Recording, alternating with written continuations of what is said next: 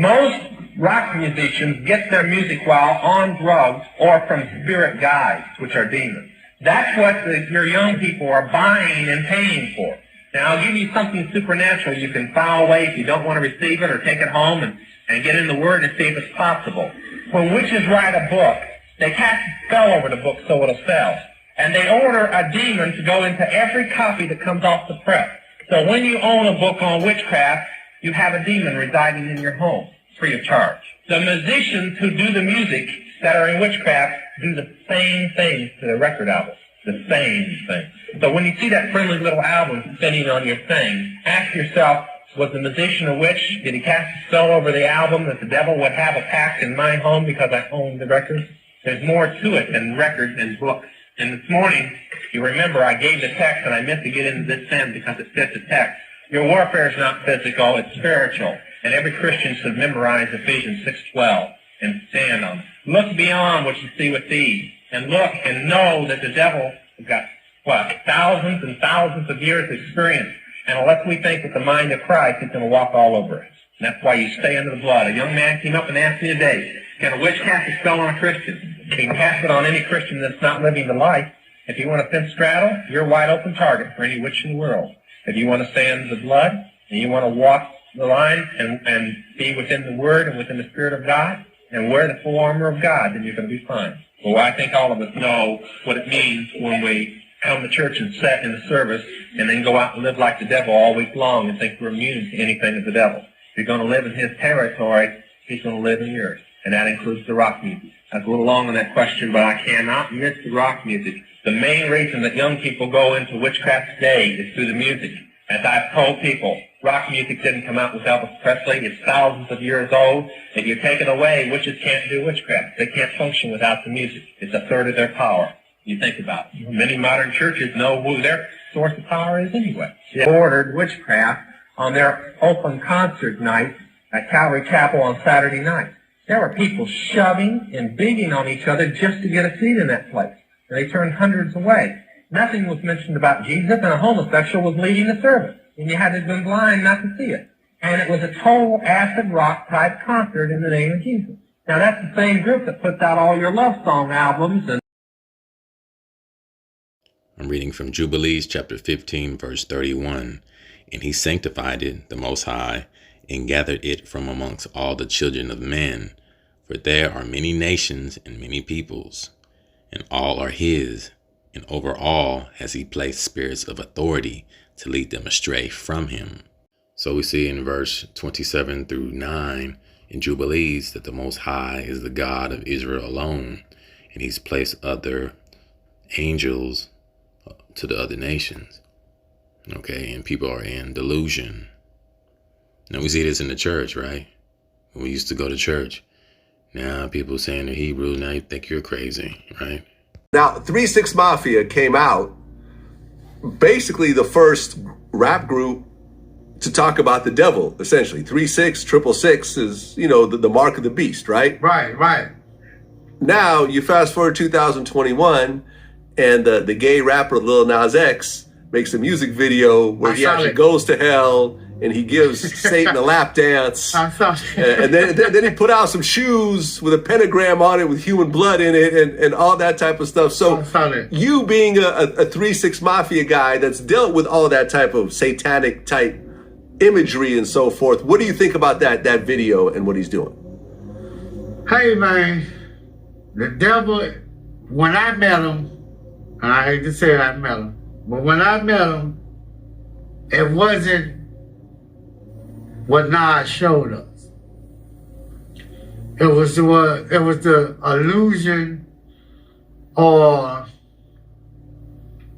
the I would say illusion of he was a friend more than he was that dude that Nas showed us. You get what I'm saying?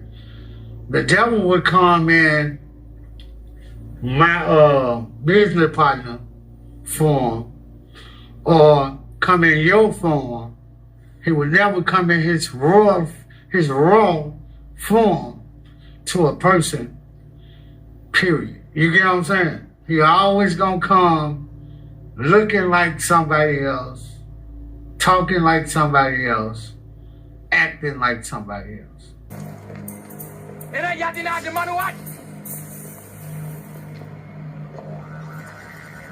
Syrian Aramaic.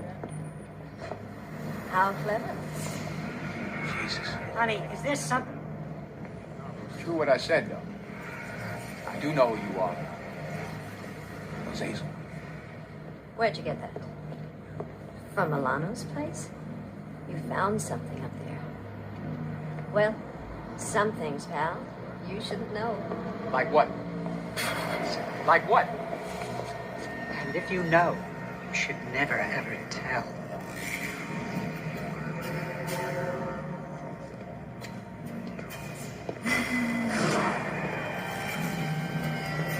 Beware my wrath.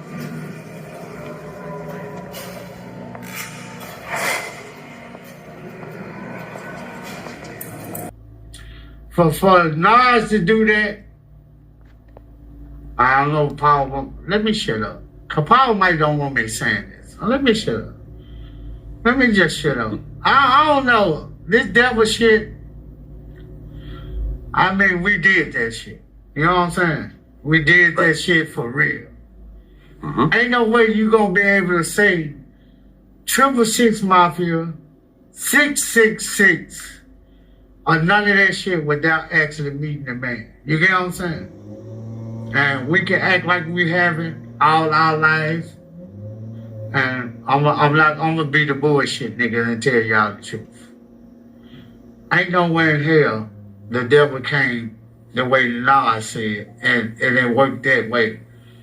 It's only gonna work the way that he feel like it need to work. I believe in the Lord a lot. I'm rolling with the Lord. I am one of the Lord's workers. But I also was able to walk in the devil's den without selling my soul. Okay, so you said you've met the devil before. I have. I ain't gonna say they have. I ain't gonna say I can't talk for Paul and Jason in. But you have. I have. Okay. And my deal was, I don't know if I should be able to tell you what my deal was. I don't know if I can get in trouble for this shit, Will. But my deal was the type of person I am. The shit that I talk about, I'm able to get away with it just because. I'm not serving him and I'm not giving him my soul, but it's not all about your soul. It's more about getting different people to believe in him instead of believing in the Lord. You get what I'm saying? They said he got cast down to earth because they didn't want him in heaven. And he's the son of the same person of Jesus. You get what I'm saying? Or God. So I'm going to be reading from the Old Testament pseudepigrapha. And this is the martyrdom and ascension of Isaiah, the firmament. And we went up into the firmament, I and he, and there I saw Samael, or Uncle Sam, because that's who America worships, right? The USA under Satan's control. They put in the film so much. And his host, and there was a great struggle in it. In the words of Satan, and they were envying one another. And as above, so also on earth. As above, so below. For the likeness of what is and in the firmament is here on earth. And I said to the angel, what is this envying? And he said to me, so it has been ever since this world existed until now, and this struggle will last until one comes from whom you are to see, and he will destroy them.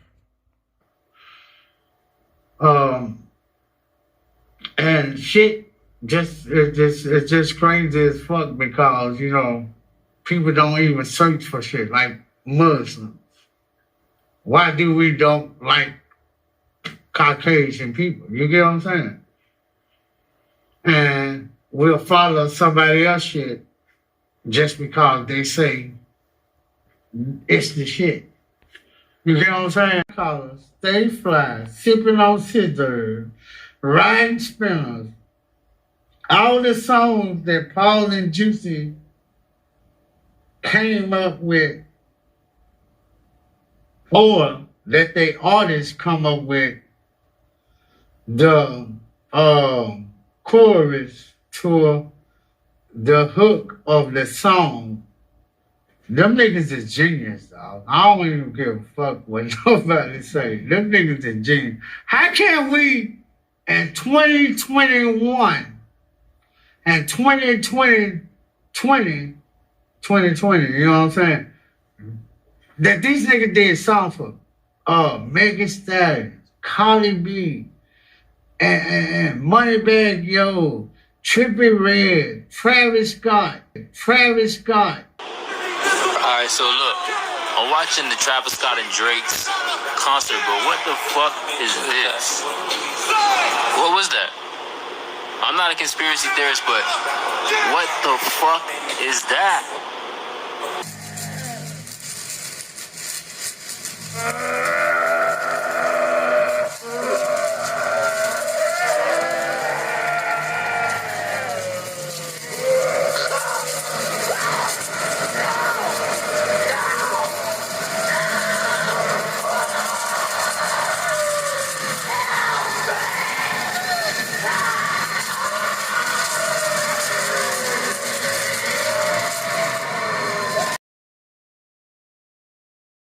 One, I feel like it was way too many people. It was way too many people that didn't know that, possibly, more than likely.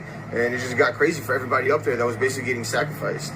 Were you guys getting pushed too? Oh my god, yeah. I probably caught like 20 elbows to my head in the mosh pits. Yeah, I got a bloody lip. My leg's all bruised up. Oh yeah. But I mean, it's normal for us. We're used to it. But like I said, there was other people there that really couldn't handle it. They were panicking in the crowds. I was trying to keep some of them calm because they're squirmishing. They're trying to wiggle their way out.